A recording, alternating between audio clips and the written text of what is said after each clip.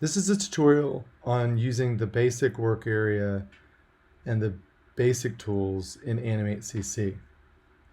After you launch Animate CC, it'll open this screen, which gives you the opportunity to open an existing file or to start a new file. We're going to start a new file by using one of the standard presets. At the top of this area, there are different types of files that you can create, and we want to create a character animation, which is the first choice. We're going to do the standard size of 640 by 480 pixels. The one change we are going to make is we're going to change the frame rate from 30 to 12 and then hit the Create button. Whenever you open Animate CC, you're going to see the work area. When you open up Animate CC, this is what the basic layout's going to look like. Now there's one change that I like to make. By default, the toolbar is over here on the right-hand side, and I find that to be really awkward. So I grab the toolbar, and you can pull this and place it anywhere. For the purpose of our class, I'd like for you to place it across the top like this. I find this to be easier to teach and easier to use when it's laid out this way. So Animate CC as an Adobe product is designed in ways that you're going to be somewhat familiar with. Adobe tries to design the layout of their products the same as much as possible. Now obviously they're different products, so this product isn't the same as Photoshop, so there are changes, but where the layout can be the same, they try to standardize the layout. So like Photoshop, you're going to have menus at the top, including the file menu, which lets you open a new file, open an existing file, close a file, save a file, import assets into a file, etc. Or the edit menu, which lets you copy or cut or paste something, make a duplicate of something, etc. I'm not going to look at all of these today. We will be looking at the menus in greater detail as we go along. Make note of the window menu. The window menu, similar to Photoshop, gives you all of your palettes. Palettes are areas in the software which give you additional software tools. So for example, the property palette is open right now, the library palette is open right now, and I'm going to open the color palette. So that shows you the color palette. Now some of the palettes are docked in the palette dock, which is this area that I'm pointing to. So I can close the color palette, and then by clicking this top icon, which looks like a painter's palette, I can open the color palette. The two palettes that are most important are the property palette, which gives you properties about things, and the library palette, which stores your assets as you make them. Right now, there's nothing in the library palette because we haven't made anything. If you click on the property palette is currently giving us the properties about the work area. So at the beginning, we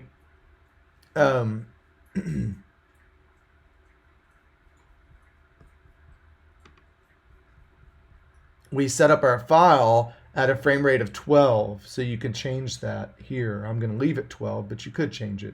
We set up the size 640 by 480, so if you want to change that, you can change that as well. You can change this color of the background, so maybe I want it to be a red background. I'm going to change that back because I do prefer white.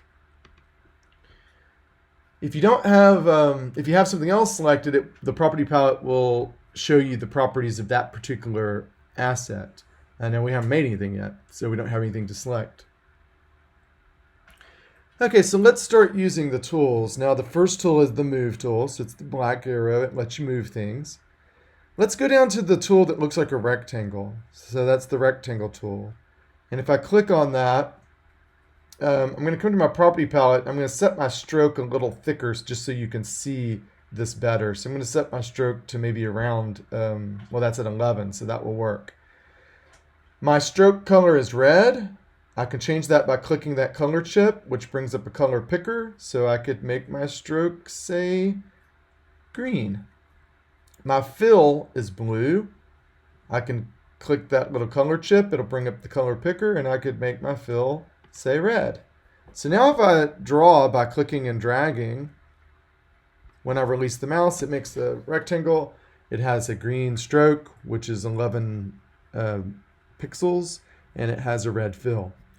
If I hold the Shift key while I'm making a rectangle, it will constrain the height and the width, and that will make a perfect square. Let's move to the next tool, which is the oval tool.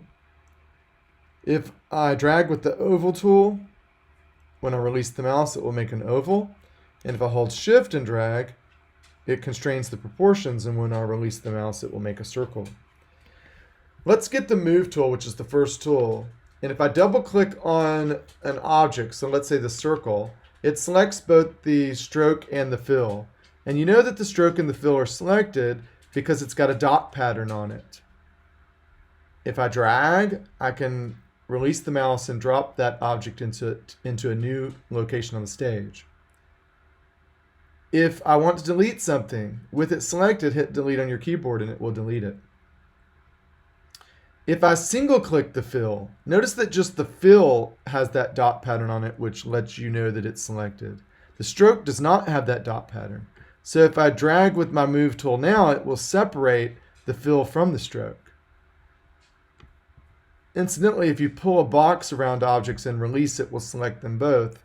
And if I hit delete on my keyboard, it will delete them.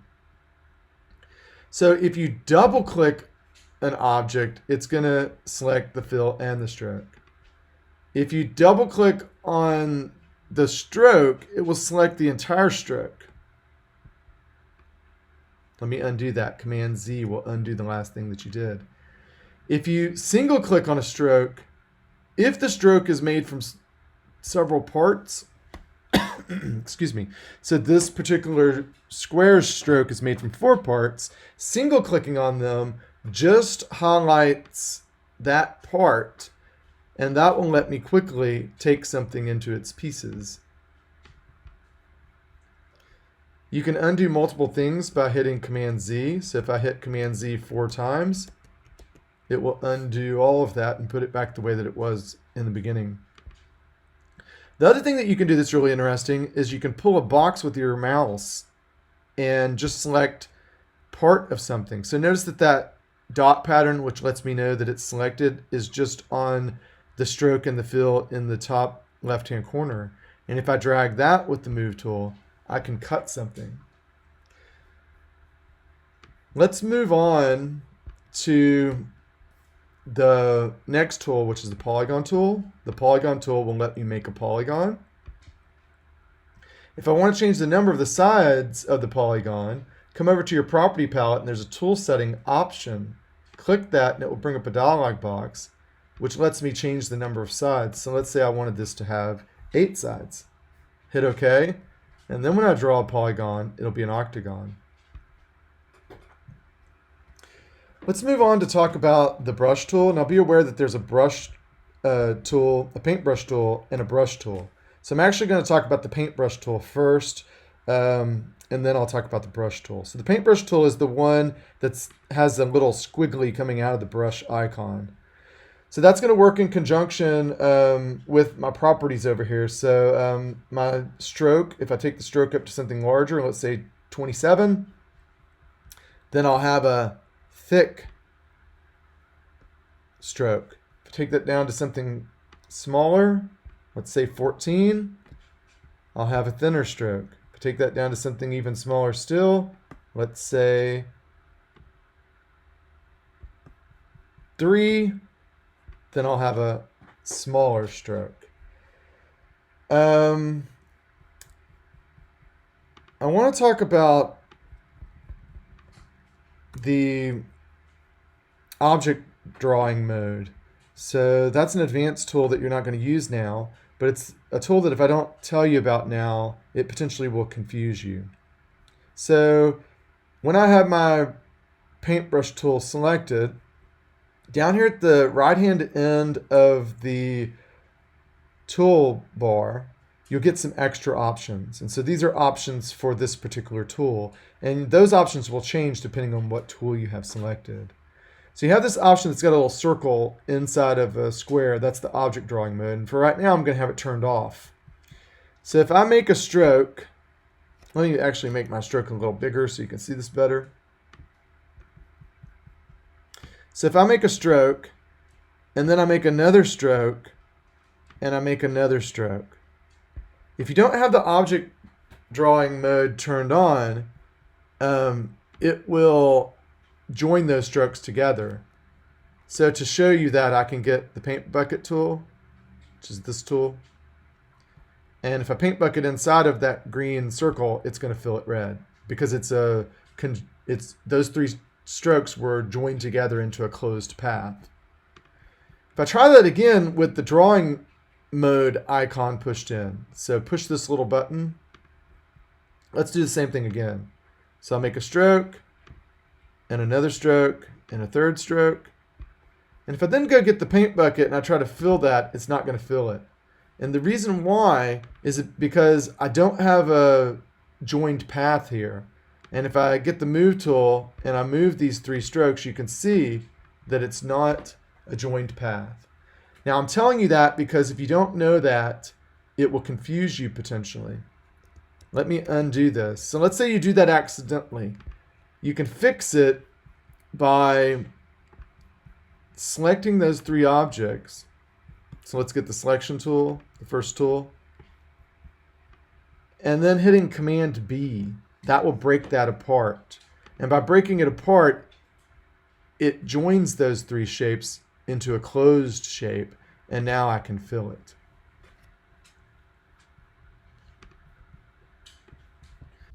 So visually, these two strokes will look like they're the same, but they're going to behave a little bit differently.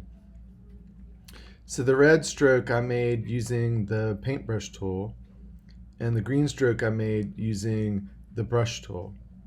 So with the paintbrush tool, the stroke is going to behave a little bit more like Adobe Illustrator.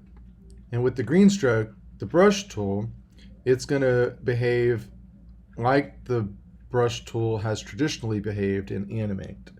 So the brush tool has always been in Animate CC, and the paintbrush tool is the new tool that they've added just in the last couple of versions.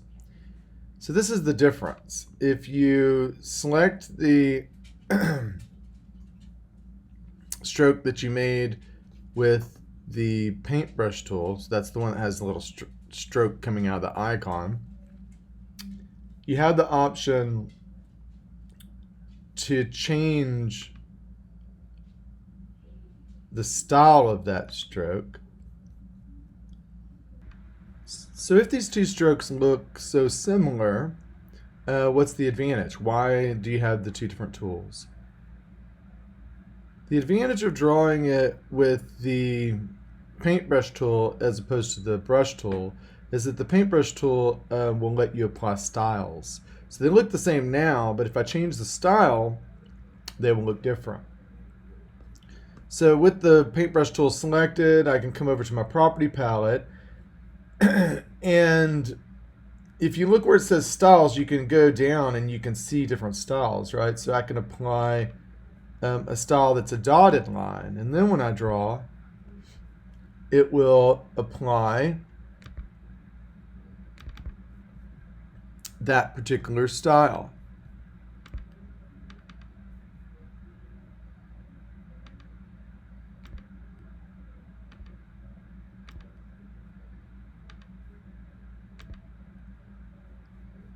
So in this case, that's a scatter brush style.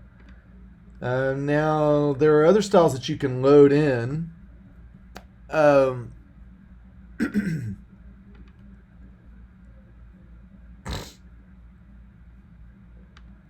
So if I'm not happy with the styles that are preset here, if you come over here where these little, it looks like a little cup with brushes sticking out of it, that's the brush library. And if I click that, already had it open, so let me show you that. If I click that, it will bring up this brush library. And so they're categorized. You have arrow brushes, artistic brushes, decorative brushes, line art brushes, you know, all these different ones. I'm going to go to the artistic brushes. I'm going to go to the ink brush. If I click that, then I have a set of ink brushes. And I can add these in. So let's say I want the one that looks like, I don't know, a rough marker. If I double click that, it will add it in to my style. And in that case, because I still had that brush stroke selected, it automatically went and added it to that stroke. But if I make a new stroke, you can see that it adds that particular style. So that's the main advantage. There are some other advantages that we'll go over in terms of the difference between the paintbrush tool and the brush tool, but the main advantage is that you can add styles. Let's talk a little bit more about the behavior of the brush tool.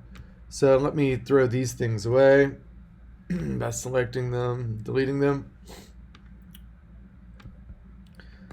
So the brush tool is the icon without the little brush mark coming out from it. So there are some advantages to this tool as well. So let's say that my light source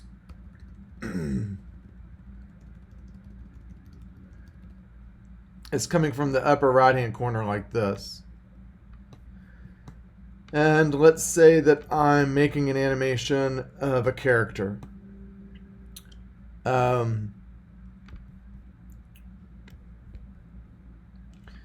So if I have this set to paint fills, and I'll get a different color so we can see the difference, so maybe a bluish green. If I paint, notice that it did not paint the strokes. So it painted outside the stroke, right? And it painted inside the stroke, but it did not paint the stroke because I had it set to paint fills only. So that can be useful. Let me go back. I'm doing Command Z's. If you get the paintbrush tool and you set this option to the third one, which is paint behind, and then I paint, it looks like it's painting in front and behind because I haven't released the mouse yet. But as soon as I release the mouse, those go behind. So that's really useful if you're developing a character and let's say there's some shrubbery that you want to paint behind him. Well, you don't have to be really careful now, right? If I paint over the top of the character, it won't matter because I have it set to paint behind. Let's do Command Z to undo that. The next one is paint selection. So then it will only paint what I have selected. So for example, if I just select part of this fill, so I just have the top part selected. If I then get my paintbrush tool and I paint, it's only going to paint that top part because I don't have the bottom part selected. So that can be really useful in certain situations. Let me undo that, Command Z.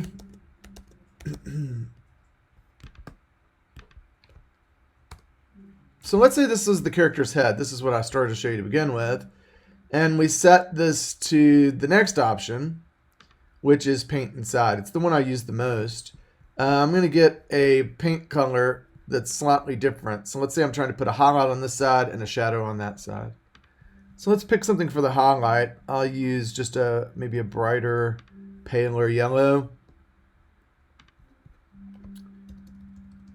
And so now if I have it to set to paint inside, the way it knows what is inside is where you first click. So I'm going to click in the yellow. And then what it will do is it will only add the additional paint inside that shape. So when I release the mouse, it's just inside the shape. I think that that's a little too light. Let me get a little bit of a darker. Let's try this again. I don't like that as well either, but at least you'll be able to see it a little better.